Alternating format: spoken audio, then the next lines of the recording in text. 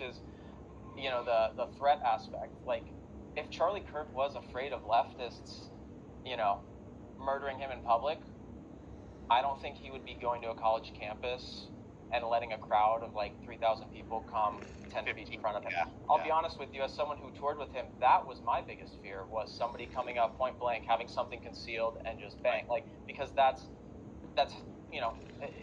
logically the easiest thing. Like, you know what I mean? It just, and as someone who sat with my back turned to the crowd and facing Charlie, I would be, right there. If he misses, God forbid, it's just things you think about when you're in this environment every day. Sure. And I remember there was an event that we had to tear down. I think I posted a clip from it actually the other day, kind of like an unedited minute and a half of just Charlie in his element on these tours, because it was something that I don't think a lot of people understand, like the energy that he brought, the change that he was making in young people's lives. Because again, this was more than politics, this was spiritual. He was bringing people to Christ and getting people to think critically and logically about the world that they're in, to break out from the brainwashing. His tour was called "You're Being Brainwashed." Like that, again, and look at what they're trying to do to us now with this tour. They are trying to brainwash you. I promise you that's what's happening. Like, that is what's happening. This is a psyop on a national level that is there are multiple layers to it. It's being used, they are using it and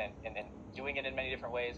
But, Charlie Kirk, if he was afraid of leftists, wouldn't go tour on college campuses in the way that he did.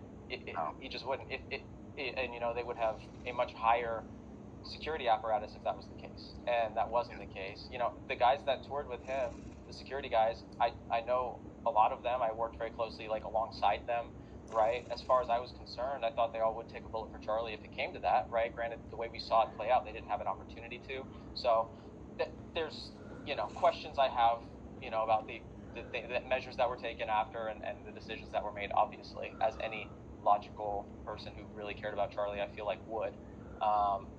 And that, again, is just the deeper reason of why I'm doing what I'm doing, because I waited 9 months to kind of observe and just kind of see. I wanted to trust that these people who came out initially and said certain things were going to do the things that they said. We're going to uphold the values and the work that this man had given his life for, the fight that we are in the middle of, that we are on the brink of honestly losing. And I don't think many realized it, to be honest, because again, it is disinformation. We're in a disinformation war, and that's why I'm just trying to get this message out as best I can, because I feel like the time is very much of the essence.